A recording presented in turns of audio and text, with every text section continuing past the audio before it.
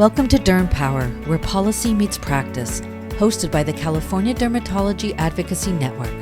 In each episode, we examine the legislative and regulatory forces shaping dermatologic care in California and what they mean for physicians and patients. Because protecting patient care means protecting the profession. Today's host is Dr. Ann Haas, CDAN President.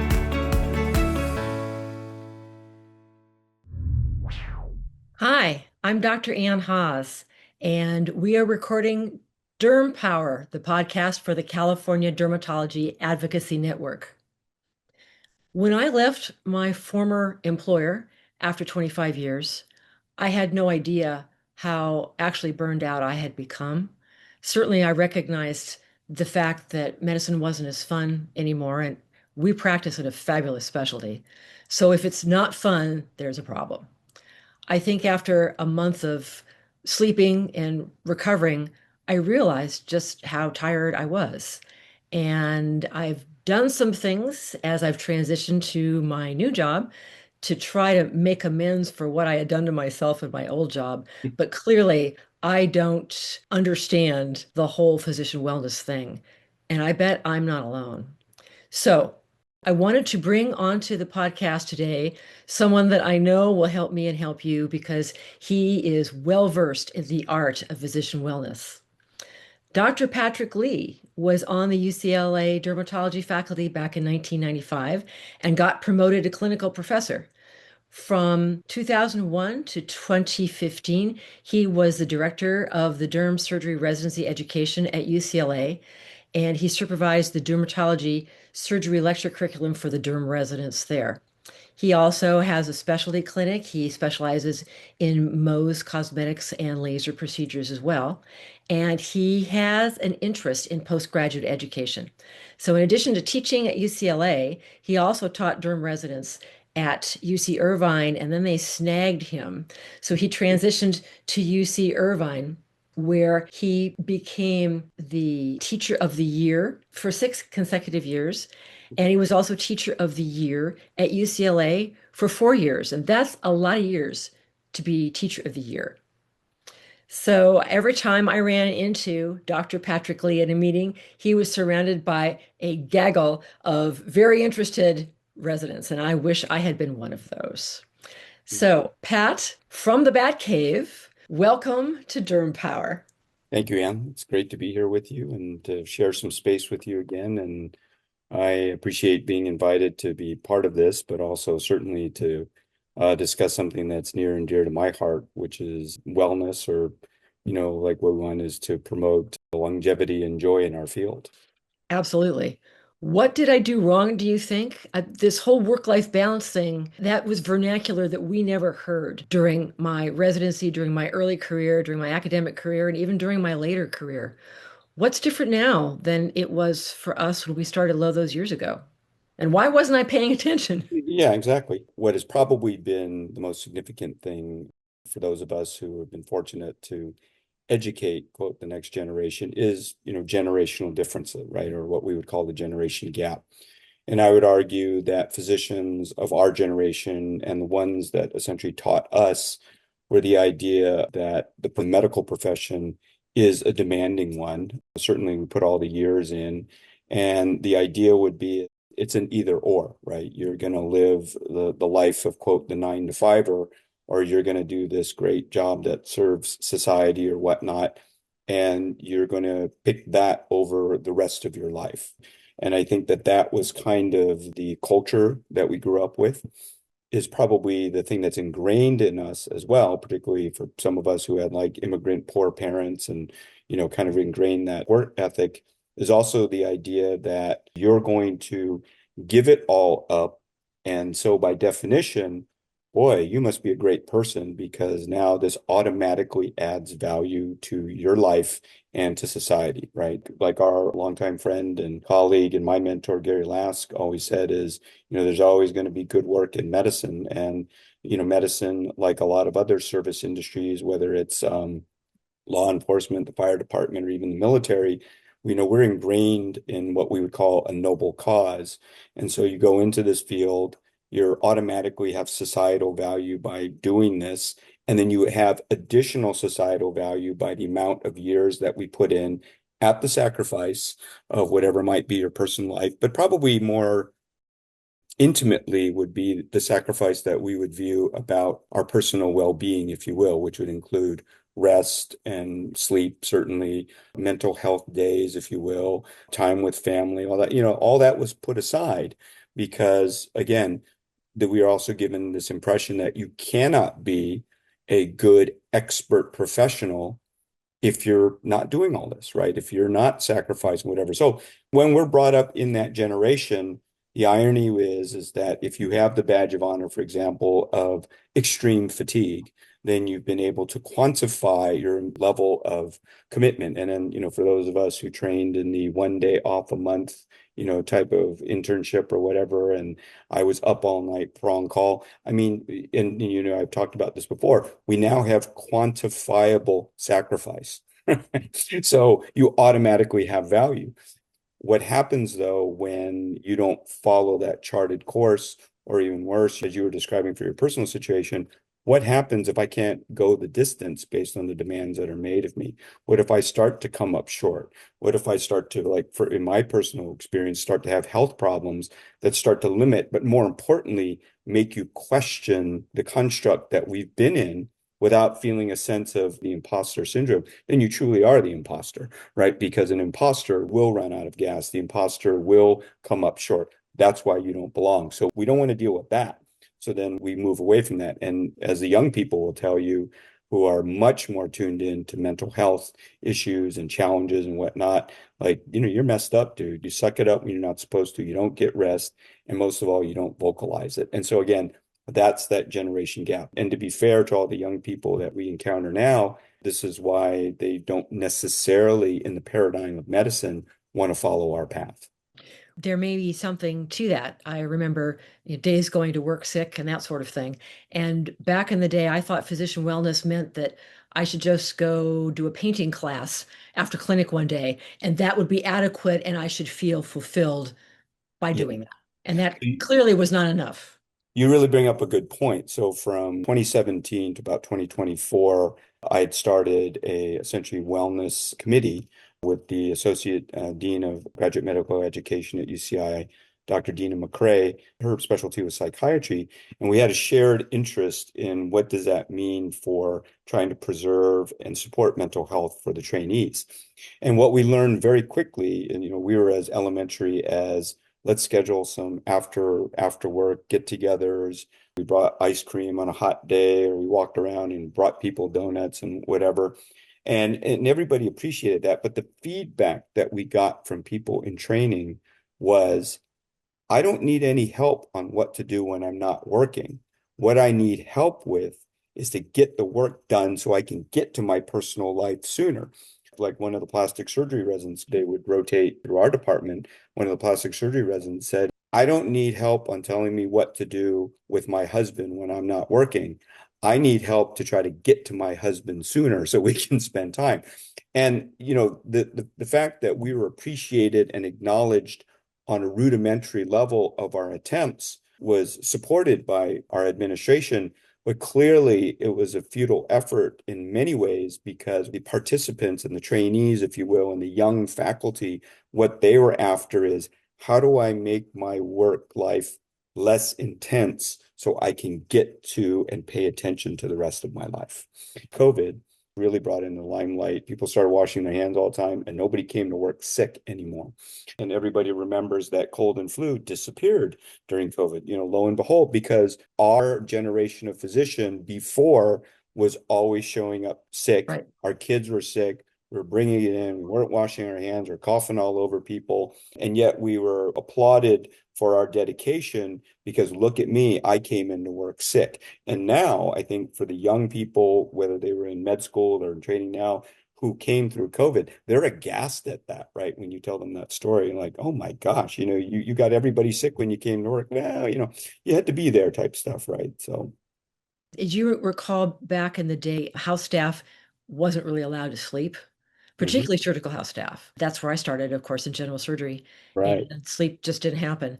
The laws governing sleep for house staff came into being. And I remember the grumping from the senior academics in our institution saying, those residents are never going to get the experience that we did because they're not up for 95 hours straight. They're going to miss things and they're not going to be as well educated.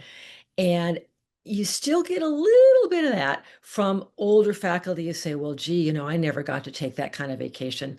Do you think residents really aren't getting the quote unquote quality of education because we are allowing them to have a little extra time and space? If I could make a little segue, if anybody has read Malcolm Gladwell's book, Blink, which is the one that put him on the map. And then he followed up with a very significant one called Outliers. But in Blink is when he talked about the 10,000 hour rule, right? Which is the thing that cuts across expertise. If you did something for at least 4 hours a day, for at least 250 days out of the year, for at least 10 years, you will get to a level of, I call it wisdom, to where you transcend the cumulative hours necessarily saying what you need to have expertise. He was actually one of the keynote speakers at ASDS, I think in 2008, and he was likening it to the idea of medical training, that we put in so many hours that ultimately will transcend this level of just putting in the hours per se, because it all kind of comes together. So I think in reference to what you're saying about where we came up and the generation before it came up of, just like hundreds of hours put in, yes, you will reach that point. I think the question that everybody has nowadays, particularly the younger person, is, can I do it and still get to a level of expertise without this extreme example that you're talking about? Like if you were to take the pie chart, 80% of your life was devoted to the pie. That's what it takes to get to the level of expertise. But is that the threshold level? And frankly, we're a very bad example because we are all like anecdotes of one, like, oh, I put in the time, so you kids all need to. And that is directly, I think, connected to the idea of the abused child just becoming the abuser, right? Right. And I've told many stories of how when I had the nerve to kind of make critical observation with my parents, my dad, who was very old school, immigrant type guy, came up and goes, you turned out okay, right? So, the idea of like, if you turned out okay, and in medicine, if we had a successful practice, we were, respected in our field, no matter what you were suffering, with, it was all worth it because it looked okay. And then, we also came up with parents who were like, I did the best that I could, so stop complaining. So I think us as senior role models to the younger people, if we are in the parental role, the kids, if you will, who are training and junior faculty now are looking and going, quote, mom, dad, I don't know if I really want your life. So parenthetically speaking, in the sense that I had 20 years at UCLA and 10 years at UCI, of just being around residents and medical students like all the time, they taught me how to be a better derm parent because of what their reflections were while I was raising my family. And the part that seeped into me was making me reflect, like, does it really have to be that harsh? I was fortunate over time to get a little bit of people like saying, I want a career like yours, Dr. Lee. So when you become a role model, then you're kind of checking yourself, am I really doing exemplary behavior versus being a cautionary tale? I'm not the guy who's going, yeah, I've been married 4 times. Let me tell you what I think makes a successful marriage. I would rather hear from somebody who is successfully married, right? So if you're having a fulfilling career where you are carving out those bits in the right way and keeping the proper ratios, then that is a good example that we're setting for the residents, as opposed to, I got to take the opposite of what this older dude is telling me because he's way too in the old school and he's burnt out, right? So, do you think we should be more focused on making the actual work a better experience and more efficient? Or again, it's not necessarily I need to just go have a painting class after clinic and I'm fine, or is it a combination of both? Yes. I'm going to say yes. And there's going to be 2 parts to this. So the first part, one of my favorite sayings in the last couple of years that I've said in clinic is life is math. For us as clinicians, life's already math in the sense of like, how much time do I have with each patient? How long is my work day? How many milligrams am I giving this patient medication for how many days? everything we do is a math calculation. So the reason why life is math in the application of what we're talking about here is the idea of a lack of balance of what it takes to, quote, refresh yourself or recover for it, or what I would call the dissolution or the compromise of the refractory period, if you will, right? And refractory period being the point where you're just kind of spent, that you cannot be considered to be productive or whatever. Let's just look at 16 hours out of a day in a hypothetical situation that you work 8 hours and then you have 8 hours off before you go to bed, right? Of personal time, whether that's relaxation, mental health time, time with your family, time with your kids, that sort of thing. And let's say it's working pretty well. And then somewhere along the line, somebody says, can you actually work 9 hours instead? Because we want to squeeze this in. So what happens is now you're working 9 hours, but if you take that same 16-hour block, it's now 9 hours of work, but only 7 hours to recover. And so it's not a difference of one more hour of work. It's actually a difference of 2 hours, because it's one more hour of work and one more hour of cutting into your refractory period, if you will. And then we think about, like, especially if we're dealing with the EMR and all that sort of stuff, that additional hour also has collateral work that's added on as well. And where are you going to fit into that? Like maybe 4 or 5 more patients during that hour. That's 4 or 5 more tests or visits you have to follow up on, or messages that aren't going to occur. And so that doubling effect of one more hour of work, one less hour of recovery has collateral impact as well. And so then suddenly 9 hours became like kind of like 9.5, and refractory period went from 8 to 7 to now 6.5. And suddenly you realize that I added on 2 hours to my workday, which is now a 4-hour difference in your same. So that's where life is math is. The seesaw, if you will, is now getting increasingly unbalanced. So that's the part that I think that people are starting to feel. And, one of the things that I said to all my fellows is that, you've all gotten here through a combination of hard work, intelligence, and insecurity, right? And so the insecurity comes from the imposter syndrome, which is all directly tied to our obsessive compulsive behavior, which is then tied into how we do things. When we have to cross every T and we have to dot every I, we become compulsive, we add that time on, and we start to cheat our refractory period. We cut into sleep like our generation did. We don't have nutrition. We don't exercise. We don't rest. And that would be what we would call burnout. The refractory period is not enough to refresh what's necessary for you to be effective. And so what ends up happening, maybe we get sloppy. Maybe we get overwhelmed. The thing that blows the whole life out that I've seen, because I do medical legal consulting as well, is people getting sued. So when you start to miss the mark, if you will, not to mention our physical health and our mental health, and then our relationships with friends and family or whatnot. So that's the first part. Like, you have to look at it like it's mathematically impossible to catch up, because most of us are hard workers, but we're not geniuses that we can wrap it up in terms of a shorter refractory period, right? And then the second thing is back to this generation gap, is where I think it is particularly acute or problematic now, is because we have the mixture of what we call like the older practitioner and the younger patient, or the older patient and the younger practitioner. Right. And so one of the things that I've put as well is that if you go old school and we talk about like the patients that are our generation, or like in Mohs, we take care of a lot of older people where we relate to them, especially the older we've gotten. That's what I call relationship based and not transaction based. We may have been fairly low tech. We did a history and a physical. We figured out something was going on. And then we earned their trust over time because we took care of them. Well, now flash forward to where we are now, where technology rules the day, and a lot of younger people now are more transaction-based. The Yelpization of healthcare or whatnot. What do people think of the transaction that I had today that your provider gave you? It's not relationship-based. I've never met the guy before. And how many of us have seen somebody who said, yeah, I saw somebody else 2 weeks ago. Oh, what was their name? I don't remember their name. And then he gave a survey. Did we meet your needs today? Even if you were a nice person with experience and expertise, if you didn't fulfill them that day, then they did not consider that visit a success. So now you have the generation gap where you have the younger patient would say, quote, older practitioners like us, and He didn't know what he's doing. My God, the guy had a paper chart. He's not even on the EMR. This is crazy. So then the patient then looks at it more in what I call the restaurant analogy, which is that why do you go to the restaurant? You go to the restaurant for the food, and you don't go there for the staff. You don't go there for my favorite waiter, right? If your favorite waiter's there, that's great. But what you're there for is for the food.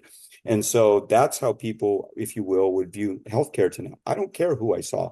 I got the reservation appointment at the time that I wanted. They got me in quickly when I wanted. They served me my food, my healthcare, and I got out. And that's why I gave them a good review. I can't remember my waiter's name.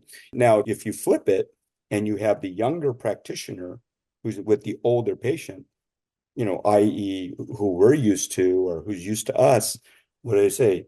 This young kid, he looked like he was in high school. Dr. So-and-so always knew what was going on with me. And now he's asking me my medications. I don't know what my medications are. And he didn't put me at ease. So it's like going to the restaurant where I don't like what's on the menu. I don't like the wait staff. Why everybody made such a big deal out of this restaurant? Because it's not relationship based and it didn't make them comfortable. So it's a somewhat dour observation to make, but what I feel like we need to do is the older generation, if you will, both patient and practitioner needs to wash out. The way I've summarized it is you need to have the 35-year-old practitioner taking care of the 35-year-old patient. And both of them are transaction based. Just address my problem. I want to work and I want to go home. They're also both kind of like, oh, how did I do today? I hope I got a good rating. This person was pretty good. I give them a good rating. And that's it. And there's not this idea of some longitudinal relationship with our generation, even in a specialty. That's how we base our joy, if you will. The younger generation, if you will, not just medicine, is all about meaning and joy in their work. For us, we derive joy and meaning from how the patients are with their care. Now, the younger generation may find joy and meaning in the sense that I'm doing healthcare for society that's respected. I think that brings me a lot of meaning. I'm able to practice it relatively well, and I get to go home and I get to go jogging and I get to go and spend time with my boyfriend, girlfriend, or I get to raise my kids. So I have a lot of joy in my life. So the pie chart, if you will, like we're talking about with us, where maybe our generation 70 to 80% was that of work. These young people are looking at it as the pie chart is very even. I got my me time, I got my us time, and we got our work time, and that's a perfect ratio. And so, yes, I derive meaning, but I don't derive all my meaning from my interaction with the patients. Knowing all of the sorts of things that the younger generation of physicians are going to still have to deal with, Press Ganey, the patient satisfaction survey that a lot of institutions have used, is still floating around, has not really been significantly revised since the last one I saw. And now we have residents more and more who feel compelled to go into private equity. Can you speak to what you think the impact of private equity is going to have on the work-life balance, on your time is math scenario? Yeah, I mean, I'll probably catch a little heat for saying this, but in many ways, private equity is probably a reaction to where the market forces are taking it, right? It was very common for all of us. I tell my kids I only had 3 jobs, right? UCLA, private practice, and UCI. It's very common for us to be in one place, like our generation medicine, 20 years in one place, 30 years in one place. It's unheard of for young people to necessarily do that, right? And so it hasn't caught up to medicine yet of somebody, changing jobs every 2 to 5 years. But I think that will come, and that's probably going to come from the idea of how private equity or the institutions, which have very clear parameters of what they consider to be successful and what they expect from their employees, that's going to kind of infiltrate. And that's what's going to produce our practitioners later on. Now, to be fair, you can still work in that environment, and people I've trained with have done it. You can still take pride in your work. Them breathing down your neck is probably the X factor as to how long you can put up with that before you move on.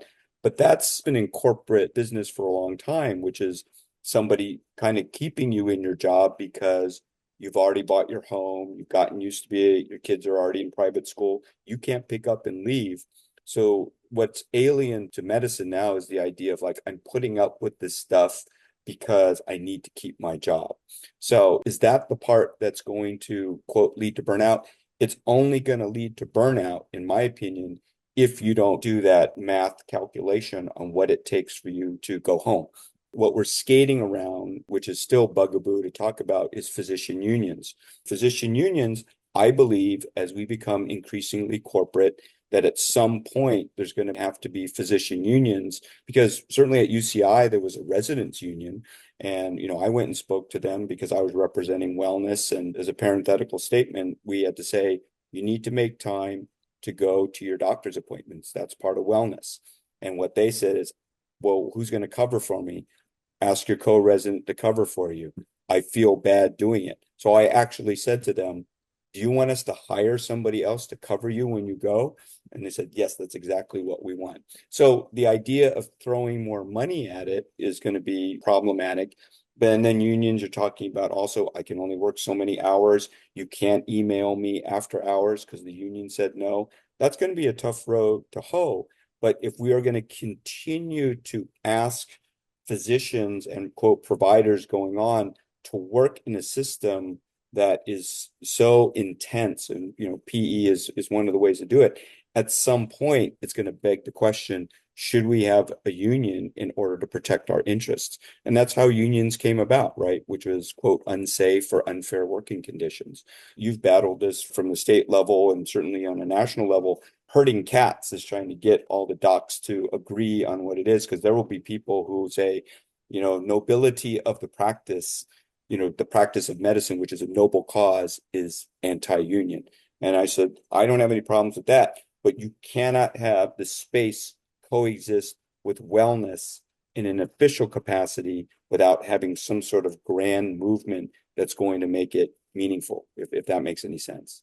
It does. As we physicians lose control over our workspaces and our clinics and our hospitals, kind of, giving it away to corporate interests, this scenario that you've painted just kind of may become more reality. What do you think about folks in private practice? They have a different set of workplace stresses, workplace issues, workplace efficiencies. Do you have thoughts on physician wellness for folks in that capacity? I don't, in the sense that I had a private practice for many years, and looking back, I just don't know how you can do it in today's climate. For example, the fixed cost of having an EMR in your office, particularly in a smaller practice, is a huge cost. God forbid you look at what happened with many practices during COVID, where a number of people had to apply for the federal, payroll protection program. I remember my wife saying, thank God you're at UCI at this point to sustain that. And as you know, probably better than anybody else, particularly a small business owner in California, is so hugely onerous. You talk to young people now and they go, why would I want to do that? In Derm, we have some advantage in the sense that people have been very successful with a predominantly cosmetic practice, control your income a little bit better, not having an elaborate EMR. So certainly there's some protection with that as policy, if you will, that is onerous starts to breathe down your neck. That's going to be problematic. I think that there's no coincidence that if you remember before COVID, the ratio of practices was essentially 75% relatively independent, 25% institutional. And essentially that ratio has flipped since COVID, including myself, where I went to an institution, but many people that I know have sold their practices either to private equity or they sold it under some other umbrella. And then you have a mass number of young graduates who just, I'm not starting my practice, or I'm not going to certainly not buy a practice from somebody. And certainly when you watch people working in private practice now, especially for those of us who are surgical, it's very common to see people doing 2 days in one practice, 2 days in another, right? To have the full-time thing. And don't even get me started on educational debt as part of the motivators. Talk about stuff that kills your wellness is $500,000 in debt that you have to pay off. What I used to say when I was giving resident lectures at the end is I would always wrap up, you are the smartest people in medicine. Arguably, people in medicine are amongst the smartest people in society. So whatever structure goes forward, don't take it just from old folks like us. Recreate the paradigm. That's why there was a point 10, 12 years ago where you watch the students and the residents' eyes glaze over when you used to talk about a paper chart and how much you liked the paper chart. Like, These guys are archaic. It's like wanting to go back before there was a telephone, right? Something like that. So now the kids, where they come up in a technology age, and certainly they're wrapping their heads around AI, which is far beyond our generation. The smartest people in the world are the ones that need to figure out how to go forward. What we need, and what we'll probably see in the next 5, 10 years with regards to wellness, is you're going to see these smart young people in our field who will say, this is how I paid off my debt. This is how I controlled my schedule. This is how I maintained my work-life balance and still remained a good professional. Now, our generation is going to look at that and go, whoa, that is not what I would consider to be fulfilling. How can you do that? Blah, blah, blah. And that's why we need to step aside, because they don't need to hear from us how it was in the old days or what we defined as a good professional, and we're still overlaying on it. The worst thing you can say to a young person in training or someone in practice is the old person thing where you go, oh, don't worry about blah, blah, blah. It's not important. They turn you off because you're not hearing them. They're saying work-life balance is important to me. Time, whatever is important to me. And when we just say, oh, that's not important, we're dismissing them. And then we get upset when they dismiss us. And I've been blessed to still be considered like a valued advisor. I come from this generation, but I think I know what's going on with you. And I think I can help you get to where I'm at, in whatever it looks like for your generation. Work-life balance was non-existent for our generation. And yet here it is as one of the major factors amongst professionals. So how can we dismiss it? They want to say, how do I negotiate over the 25-year career that I have? How do I maintain this in order to be not just a good doc, for sure, but I want to be a good spouse. I want to be a good parent. I want to be a good friend. And if we go, I have no idea. I gave that stuff up when I chose this career. They are totally justified to go, you are of no help to me. If we want to maintain our relevance as we move into our next phase when we're no longer working, that's the part we have to work on in order to be senior people of value to them. Great points. You've given us all some hope that the younger generation of dermatologists will be able to develop the ability to change the structure of our specialty and how they operate within our specialty, which is terrific. I wanted to ask a little bit, since you brought it up, not so much about AI, because that's still in the realm of kind of sort of unknown, but the reliance of every system now on the electronic medical record and what it's doing to us. I took your advice and I'm sliding back. I'm now at the VA, and even the VA has electronic medical record where they're starting to let the vets use the portals to Yeah. reach the physicians, which is something I was used to in my former practice. What would you tell a system? What would you tell the creators of Epic? What would you tell the dermatologists about how to structure the electronic medical record so that it didn't take up 12 of those critical at work and at home hours? What's the efficiency that you would recommend? It's a really good question. There's probably nothing that's more of a moving target than this, right? But I was heavily involved in the EMR implementation in our department. And certainly I felt like as clinic director, I also sat in a midpoint because I would be kind of talking to my colleagues who are my older generation about how to do it while taking input from the younger people who I was helping while they were helping me as we constructed. Speaking to my own OCD thing, like I'm very neurotic about my inbox. You got to get it out. And that was back to the idea of do it, delegate it, or delete it. And then you watched some of my other colleagues who would stratify their inbox based on priority. It may be fairly busy, but they would be able to really focus on the other stuff with the idea that if something went too long, it's probably everybody's forgotten about it. It just kind of drifted. And then there was the third group, which I thought, brought up like the fourth D, which was denial. And it just, sat there as this amorphous mess for a long time, which I would argue like my extreme and their extreme is probably not where we want to live. So one of the first things about delegation is many of us, I think in medicine, particularly when it comes to EMR, have trouble with delegation. I was fortunate in that I had dedicated back office staff that worked with me for my inbox so that I could do a lot of stuff. What I used to tell residents, for example, if you had your practices, don't be easy to get on the phone. Sometimes patients go, I don't want to talk to so-and-so about my biopsy result, even if it's a benign SEBK. Dr. Lee is always calling. And so you rapidly run out of time. And I still have colleagues who want to call every patient about their biopsy result and then complain about how I can't keep up with my inbox. Delegation translates over into trust. And then the other T that it goes into is training. Do you have people that you can trust? And you have to take the time to train them so that they know. My MA, Michelle, she was with me for 4 years. She could answer like 95% of what I would ask her to do because I was very consistent about what I taught her and what she could handle. And most of all, I trusted her. And so that took a huge relief off of me. Then I set the parameter, if you will, for example, like after 6 p.m., nothing. I don't check my inbox. I don't check whatever. In derm, should we really be getting this 12 to 15 hour turnover with patients? I don't know. Somebody's institution may ask that, but if you're going to preserve yourself, you have to protect yourself, right? There's a period of which I'm not going to answer. And again, the OCD comes from insecurity. I'm insecure, so I have to answer it. I'm insecure, so I can't trust, so I can't delegate. That's very hard. You have to do some sort of deep dive on yourself to get over that. And the way that you control that is train people. And then there's terrible people who train people and then still run roughshod over them where there was no point, right? So you have to train and then you have to let it go.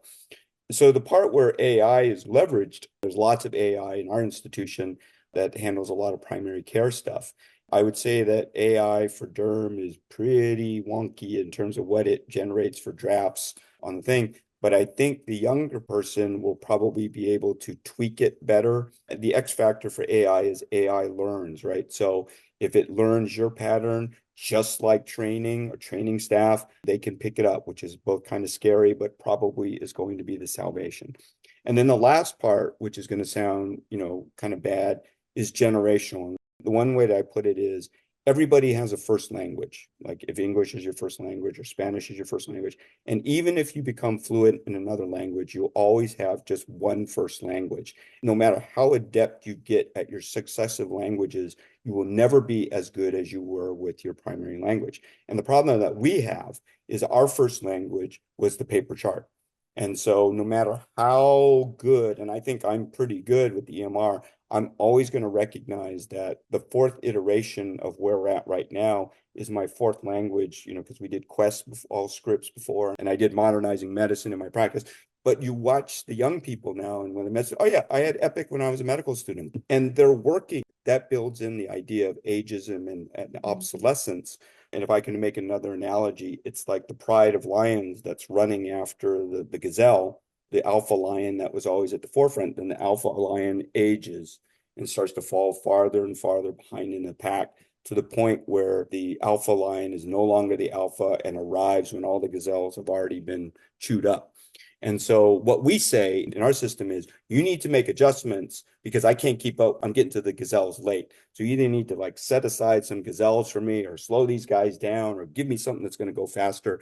What begs the question then is maybe you need to hang it up because the amount of adjustment that we make for you is never going to get you to where you're going to be able to get to those gazelles enough to be well fed.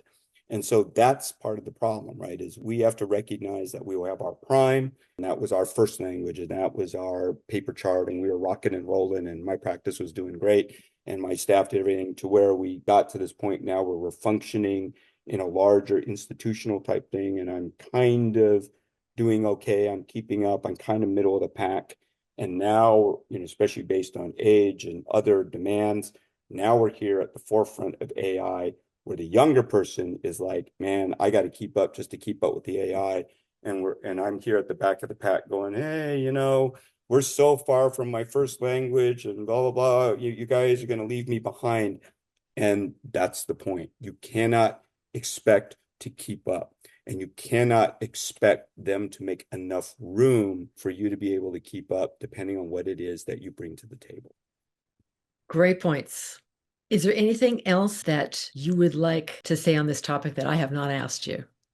We have to recognize the generation gap. As you and I are farther along in our careers, you still want to end it on a good note. And if you have this proliferation of younger patients who think that we don't get it, it adds a potential for it to be sour. Not that we're anachronistic or obsolete as much as it's like sitting there playing your music and nobody here likes your music. I'm playing classical and everybody here is a hard rock fan.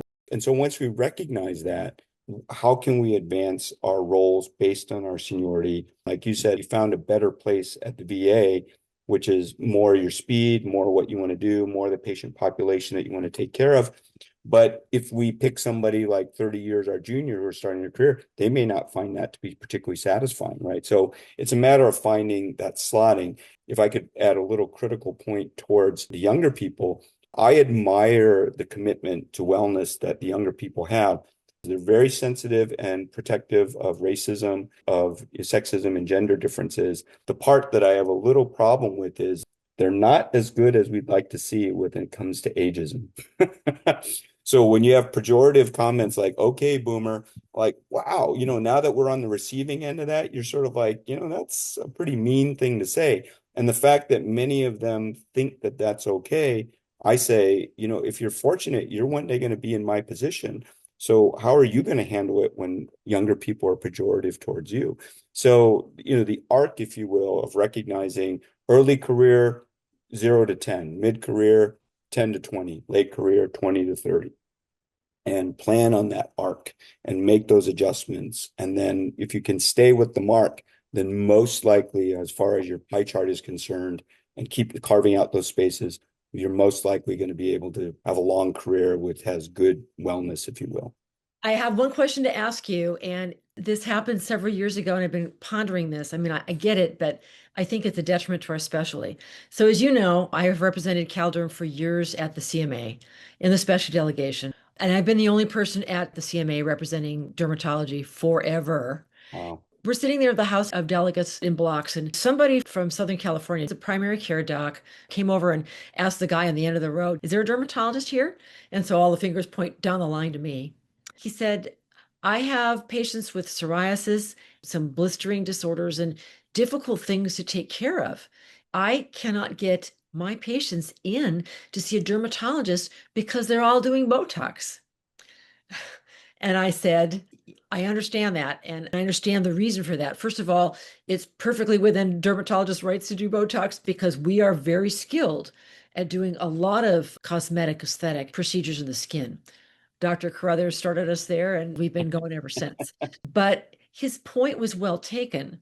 Who is going to see those folks? And I recognize exactly what you have said, that reimbursement is problematic, particularly the folks in private practice, keeping the doors open and the nurses hired, the suture packs coming in.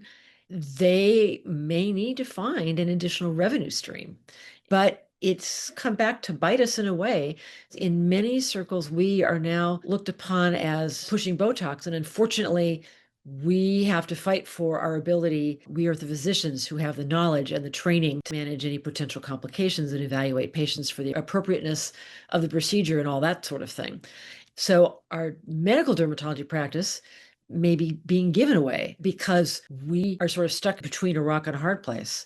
I think to a degree, physician wellness may feed into that a little bit. Do you have any thoughts on that whole issue? Yeah, I do.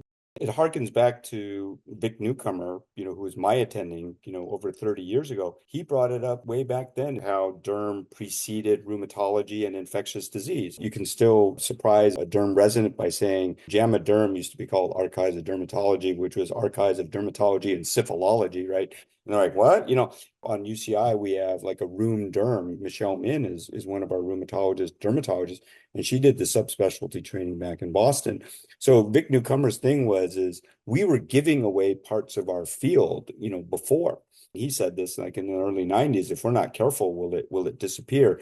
And I think what you're talking about is the paralleling of the greater representation of the aesthetic part to quote make up for reimbursement, then sacrifice the idea that you're an expert in skin, right? You're one of those procedure people, you're one of those surgery people, you especially got that from the traditional programs back east. So fractures in those areas are problematic. But I do think that there's this thread that goes all the way through from educational debt, which spill over into the long duration of what training is, to how you decide to make your practice look, knowing that you have this umbrella burden of finances influencing that and the impact that it has on the specialty. And you talk to medical students, many of whom that I've run across who have said, I would have liked to have gone into primary care, but I can't afford it because PEDS pays way too little. So I'm going to go to GI and hopefully I can pay off my debt. So there you're directly impacting. And then you want to talk about wellness. Every time I meet a student who's going into another specialty besides derm, I always say, thank God we need other good doctors in that field. I'm half joking when I say, you can't make somebody go into neurosurgery, which is a horrendous long OR times. And can you imagine sitting there with some brain tumor and you're consulting? The last surgeon, an expert in this, retired about 6 years ago and nobody took it over, right? And you're going, oh my gosh, particularly if somebody's outside medicine, somebody would say, how did you let this happen? And if your explanation to society at large was, well, the work hours are horrible, these guys didn't make enough money, they had, $600,000 in debt, they just couldn't afford to do it. And you go, that's what it was. But probably the most important point that you kind of alluded to out of that is, and this goes back to all our time on CalDerm representing derms, is it only becomes a problem when you're personally affected by it. You more than anybody else, along with Alex, we spent all that time in Sacramento. We've been talking about that for years, but now that it came home to roost, now it becomes a problem. Back to that saying 80% of the work is done by 20% of the people, 80% of the complaining is done by 20% of the people. Everybody needs to see it as a spectrum. And I say this a lot.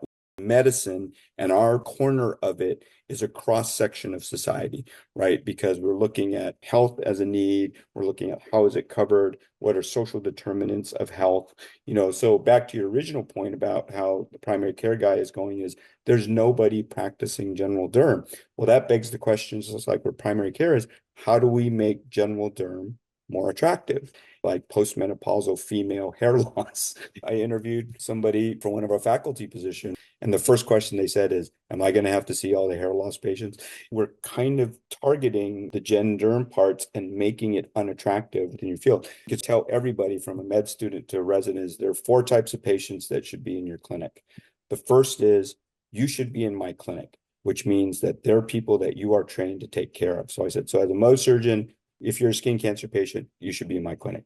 The second is you shouldn't be in my clinic. Like you have a blistering disease. I'm not the person to take care of. I'm wasting your time. But if you're here, I'm going to biopsy you and I'm going to order some blood tests. I'm going to get you to the person who should be seeing you. The third one is what I call dergent or derm urgent.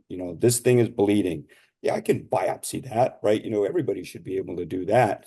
And then the fourth one is I'll give it a go. I got some mild rosacea here, try this, whatever, come back, you're better. Great. You may not need to see us back. My point is 50% to 2/3 of your practice should be number one, which means the people that you know how to take care of are getting to you. And then the other 3 should represent the balance of your practice because it means you're serving your department and you're serving your field and you're serving your community. One of the big problems, this, is when people are Mohs and surgical trained. I don't want to see general derm. I don't want to see general derm. How did this general derm person show up on my schedule? We got 10 dermatologists here. 8 of you are trained in surgery and cosmetics. Only 2 of you are willing to see the gen derm. And then guess what the other 8 are doing? They're complaining that their surgical volume's not high enough. I mean, come on, right? And I get it because the way people view career success is, am I doing what I was trained to do, what I want to do, and am I getting paid enough to do what I'm going to do? Those are the measures, right? But they're not seeing that I need to serve my group, I need to serve my tribe, and I need to serve my community at large, because that's where I'm deriving my worth ultimately, as opposed to being, if you will, a diva and saying, I'm only going to take care of these people. And that indirectly is kind of what the primary care person was saying to you. Like, you got all these people here, but everybody's being kind of diva-ish. Like, I don't take care of that stuff. I only want to do Botox because I don't get paid well enough to take care of that psoriasis person. And who ends up seeing that psoriasis person? Somebody who's already overworked, who doesn't get paid enough because they're compassionate and they feel bad. They're suffering from burnout because of what their work ethic demands of them. Since you have such experience with students and residents, do you have any thoughts about how to educate our students and our young derms on working cohesively in addressing wellness and other challenges like this that are facing medicine? Should this be part of a medical school curriculum? Do we address it during training? Because I bet you we're not. This is not the sort of thing that is regularly seen in a residence curriculum. Well, you bring up a good point. If you look at the GME stuff, when I was involved in the wellness, but at the GME at large, they had what were called the CLARE requirements, curriculum, learning, and education resources. And that was on like the national level, right? ACGME. But they were kind of vague, you should let people know. And it's back to that stuff about systems-based practices and, blah, blah, blah. In order for it to be meaningful, you've got to have young people involved in the formation of the curriculum. Humbly, you would need somebody like me who has watched the whole realm to be an advisor. They're going to bring up the idea, and someone like myself would say, this is how you would implement it. From the feedback that I've gotten over the years, the part that everybody would love to hear about would be financial ways to balance, back to the debt. I was the unofficial contract reviewer for UCLA residents for many years, just because everybody's just kind of left out in the cold, right? How do I negotiate this career where I want to be in education, I want to be in policy, I want to be a good practitioner, but I want to do it where I'm not starving or ruining the rest of my life, so to speak. And then talking about what is my greater role to the place as well as in society at large. Social determinants of medicine have made its way, particularly into primary care and preventative services, if you will.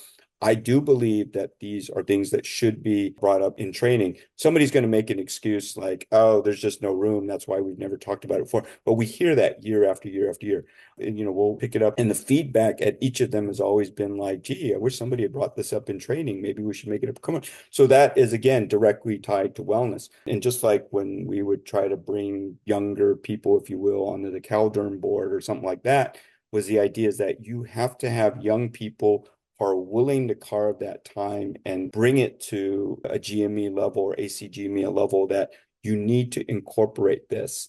And there's two ways to do it. Like you bring it up, just like we do policy at the Capitol. You get people to pay attention and then you start to bring stuff, or you take time and you make a proposal of some type of implementation, and then you bring that proposal to stakeholders and decision makers to show that you're committed and this is how you want to incorporate.